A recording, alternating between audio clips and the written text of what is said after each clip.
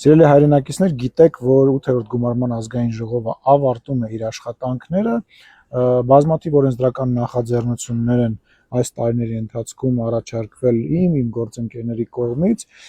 բայց կա եւս 3 օրենսդրական նախաձեռնություն, որը որ այս գումարման ազգային ժողովը կհասցնի, կարծում եմ, եւ կքվեարկի, մենք դա կանենք մոտ օրերիս կամ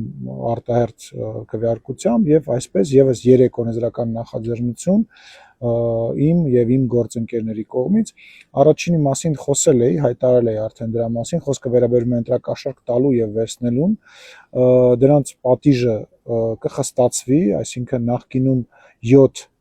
տարին մինչև 7 տարին վերցնելու համար եւ մինչև 8 տարին ընտրակաշառք տալու համար կխստացվի եւ կսահմանվի վերցնելու համար մինչև 9 տարի ազատազրկում, իսկ տալու համար մինչև 10 տարի ազատազրկում։ Բնական է, սա միակ գործիքը չէ, որը որ կիրառվելու է ընտրակաշառք տվողների եւ վերցնողների դեմ, կլինեն այլ գործիքներ, նաև քաղաքական հետևանքներ կլինեն։ Սա մեկ օրենսդրական նախաձեռնություն, երկրորդ օրենսդրական նախաձեռնությունը վերաբերում է մեր բնակավայրերին։ Այս քարոզարշավի ընթացքում այցելելով բազմաթիվ բնակավայրեր, այդ մտքին եմ եկել ես եւ իմ գործընկերները եւ բնակավայրերի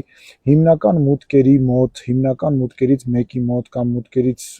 բոլոր մուտքերի մոտ պարտադիր կերպով պետք է տեղադրված լինի նվազագույնը 1/2-ի վրա չափով Հայաստանի Հանրապետության դրոշ։ Սա նույնպես կբերվի ազգային ժողովի օրակարգ եւ կքվեարկվի եւ երրորդ կարող եմ ասել պատմական կարևոր օրենսդրական նախաձեռնությունը կանոնակարգ սահմանադրական օրենքում փոփոխություն կկատարվի եւ падգամավորների երթման տեքստը կփոփոխվի։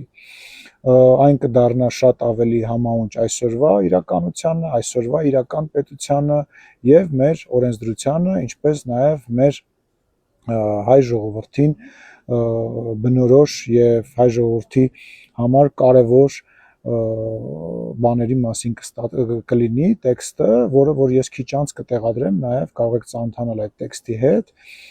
Սրանք կբերվեն մոտակա օրերին ազգային ժողովի օրակարգ եւ գուցե արտահերթ քվեարկությամբ կքվեարկվեն։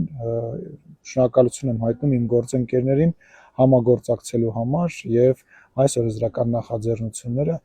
առաջ մղելու համար։ Շնորհակալություն։